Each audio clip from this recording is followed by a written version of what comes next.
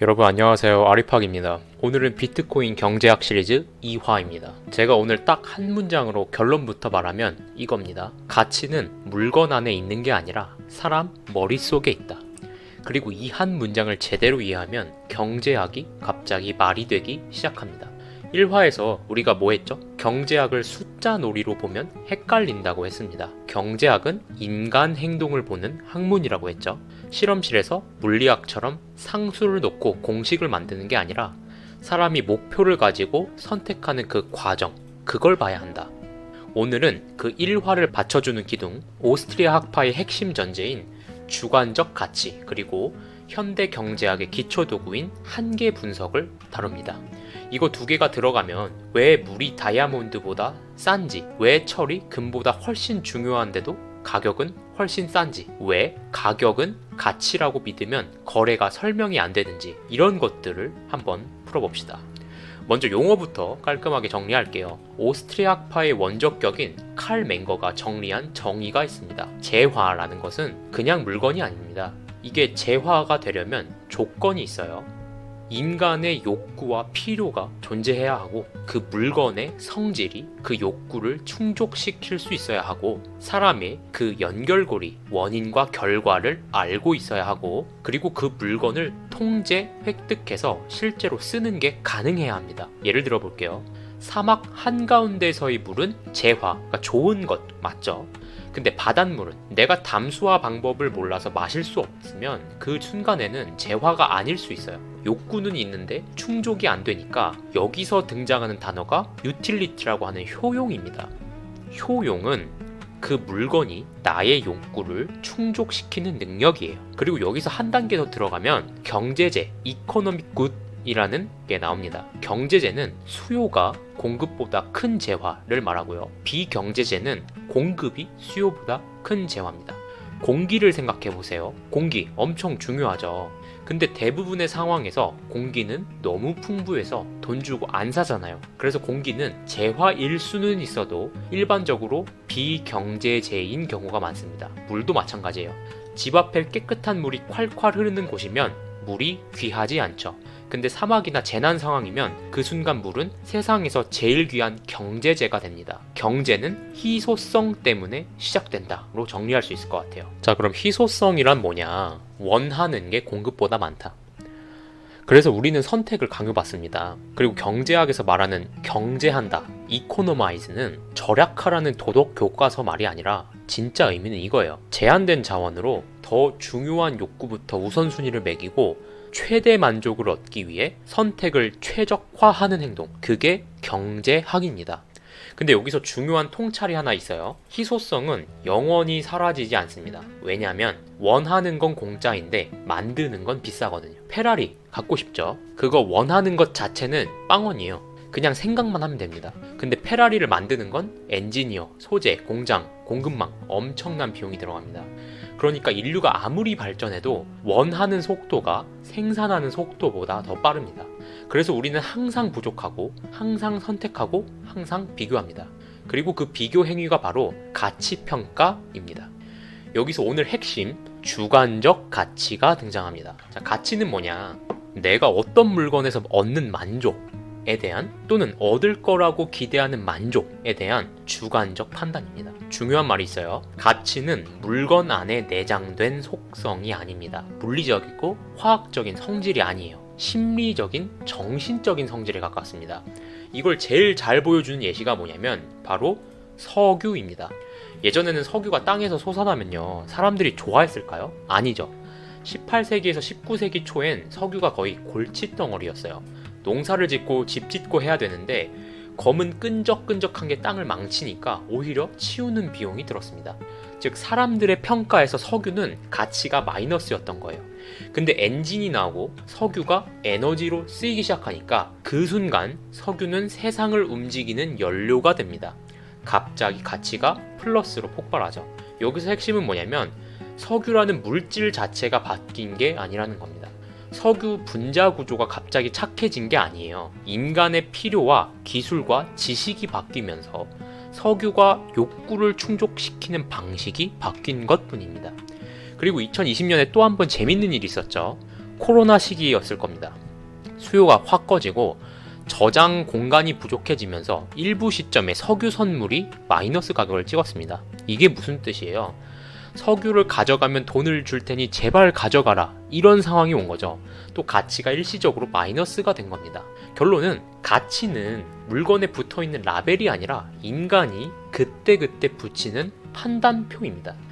여기서 오스트리아파가 아주 강하게 주장하는 게 있습니다. 가치는 측정이 아니라 서열이라는 거예요. 쉽게 말하면 나는 A를 B보다 더 좋아한다, 나는 B를 C보다 더 원한다, 이렇게 순서는 말할 수 있어요. 하지만 나는 A를 7.3만큼 좋아하고 B를 4.1만큼 좋아한다, 이런 식의 정확한 수치로는 측정이 불가능하다라는 겁니다. 이게 오르디널과 카디널의 개념이에요. 왜냐하면 길이는 미터가 있고 무게는 킬로그램이 있고 온도는 켈빈이나 섭씨가 있는데 가치에는 그런 공통 단위가 없거든요. 경제학에서 가끔 유틸 같은 걸 만들어서 효용을 숫자처럼 다루는데 오스트리아파는 이렇게 말합니다. 그건 단위를 만든 게 아니라 단위인 척하는 이름표를 붙인 것뿐이다. 가치는 심리적인 거라서 사람마다, 시간마다, 상황마다 바뀌고 서로 비교도 어렵습니다. 자, 여기서 많은 분들이 이렇게 생각해요. 그럼 가치가 뭔지는 몰라도 시장 가격이 가치 아니야? 근데 가격을 가치로 착각하면 거래 자체가 설명이 안 됩니다. 예를 들어 신발을 10달러에 샀다. 내가 신발을 샀다는 건 내가 10달러보다 신발을 더 가치 있게 봤다라는 뜻이고, 판매자가 신발을 팔았다는 건 판매자는 신발보다 10달러를 더 가치 있게 봤다는 뜻입니다. 즉 같은 물건도 사람마다 가치가 달라요. 그래서 서로가 이득이라고 느끼고 거래하는 겁니다. 만약 가치가 객관적이고 신발의 가치가 정확히 10달러로 정해져 있다면 나는 왜 10달러짜리랑 10달러짜리를 바꾸죠? 판매자는 왜 굳이 그걸 팔죠? 둘 다 아무 이유가 없어집니다. 거래가 성립하려면 반드시 이게 성립해야 돼요. 서로의 주관적 가치 평가가 다르다. 그게 시장의 시작입니다. 또 다른 유명한 객관적 가치 이론이 있죠. 마르크스 계열에서 말하는 노동가치설. 노동이 많이 들어가면 가치가 크다. 근데 이거는 한 방에 깨지는 예시가 있습니다. 바로 진흙파이. 진흙으로 파이를 만드는데 3시간이 걸렸고 사과 파이를 만드는데도 3시간 걸렸어요. 노동시간이 같으면 가치도 같나요? 아니죠. 누가 진흙파이를 돈 주고 사 먹습니까? 노동은 가치를 만들려고 노력하는 행위일 뿐이지 그 자체가 가치를 보장해 주진 않습니다. 가치는 결국 소비자 개인의 주관적 평가에서 나오고 생산은 그 평가를 맞추려고 움직일 뿐입니다. 자, 여기서부터가 오늘의 하이라이트입니다. 한계 분석, 마지널 어널리시스. 경제학이 옛날 경제학에서 현대 경제학으로 바뀐 경계선이 바로 이 한계 분석이라고 할 만큼 중요해요. 핵심은 이겁니다. 사람은 전체를 놓고 선택하지 않습니다. 항상 다음 한 단위, 즉 추가 한계를 놓고 선택한다는 거예요. 이게 왜 중요하냐면 우리는 평생 이런 선택을 안 하잖아요. 세상 모든 물 vs 세상 모든 돈 중에 뭘 선택할래? 혹은 세상의 모든 철 vs 세상 모든 금 중에 뭘 선택할래? 이런 선택은 현실에서 안 해요. 현실에서 하는 선택은 이겁니다. 지금 물 한 병을 더 살까 말까? 금반지를 살까 말까? 이번 달에 고기 한 번 더 먹을까 말까? 항상 마지막 한계, 다음 한계로 결정합니다.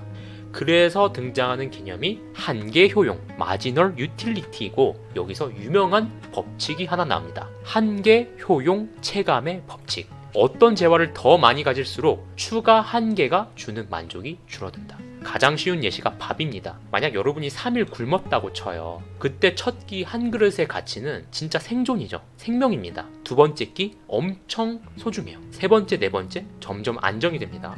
근데 일주일 동안 매일 3끼, 거기다가 간식까지 먹은 상태에서 추가로 한 끼 더는 어떻죠? 그거는 이제 행복이 아니라 괴로움이 될 수도 있습니다. 즉 총효용이라고 불리는 전체 만족은 늘어날 수 있는데 한계 효용, 추가 한계 만족은 줄어든다. 이 차이가 중요한 거예요. 사과 5개가 사과 4개보다 총 효용은 크지만 5번째 사과가 4번째 사과만큼 가치가 있지는 않다는 뜻입니다. 여기서 아주 직관을 깨는 결론이 나옵니다. 사람은 재화의 가격을 그 재화가 충족하는 가장 위대한 필요로 정하는 게 아니라 마지막 한 단위가 충족하는 가장 덜 중요한 필요로 정한다는 거예요. 이게 무슨 말이냐? 우리가 물을 사는 이유를 생각해 보세요. 대부분의 사람들은 물을 살 때 생존 때문에 사지 않아요. 이미 집에 물도 있고 근처에 편의점도 있고 대체제도 많죠. 그래서 물 한 병의 가격은 생존이라는 초대형 가치가 아니라 지금 갈증의 해소와 같은 낮은 한계 용도에서 결정됩니다. 반대로 다이아몬드는 대부분의 사람들이 다이아몬드를 살 때 살아남기 위해 사지 않죠. 근데 다이아는 희소하고 사람들이 다이아를 쓰는 용도는 보통 굉장히 상징적인 고가치 용도입니다. 대표적으로 결혼 방지 같은 거. 그래서 다이아의 한계 용도는 상대적으로 높은 가치에서 출발합니다. 이제 우리가 흔히 듣는 질문, 물이 다이아몬드보다 훨씬 중요한데 왜 물이 더 싸요? 이게 고전 경제학에서 유명한 물 다이아몬드 역설입니다. 한계 분석이 없던 시대에는 설명이 어려웠어요. 하지만 한계 분석으로 보면 완전히 간단합니다.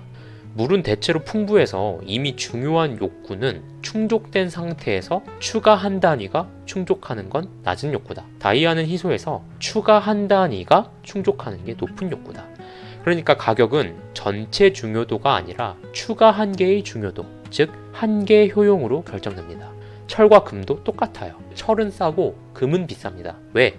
철은 너무 흔해서 추가 1kg이 충족하는 욕구가 상대적으로 낮고 금은 희소해서 추가 1g이 주는 욕구가 상대적으로 높기 때문입니다. 자, 여기서 비트코인 채널이니까 아주 조심스럽게 연결을 해볼게요. 비트코인이 왜 가치 저장 이야기가 나오냐, 이 핵심에도 사실 이 논리가 들어가 있습니다. 사람들은 어떤 자산을 평가할 때 그 자산이 세상을 구한다 같은 거창한 이야기보다 현실에서 내가 추가로 한 단위 더 보유할 때 얻는 효용으로 판단하거든요. 그리고 희소성은 그 한계 효용을 지지하는 핵심 조건입니다. 희소성이 약해지면 한계 효용도 쉽게 떨어지고 희소성이 강하면 추가 한계의 의미가 커질 수 있습니다. 오늘은 여기까지만 할게요. 다음 화가 더 중요합니다. 오늘 핵심을 정리하겠습니다. 경제는 희소성 때문에 시작된다. 가치는 물건의 성질이 아니라 인간의 판단이다. 그래서 가치는 측정이 아니라 서열, 오리지널이다. 가격은 가치 그 자체가 아니라 거래 순간의 상하한을 보여줄 뿐이다. 경제 선택은 전체가 아니라 추가 한 단위에서 일어난다. 이게 한계 효용 체감이죠. 다음 3화는요, 오스트리 학파의 또 다른 핵심, 시간, 그리고 시간 선호로 갑니다. 왜 인플레이션이 사람의 행동을 바꾸고 왜 하드머니가 문명을 만든다라는 말이 나오는지 퍼즐이 맞춰지기 시작합니다. 오늘 2화가 가치와 한계였다면 3화는 시간과 선택입니다. 오늘 내용이 도움이 되셨다면 구독과 좋아요, 알림 설정 부탁드리고요. 2화는 여기까지 마치겠습니다. 아리팍이었습니다. 감사합니다.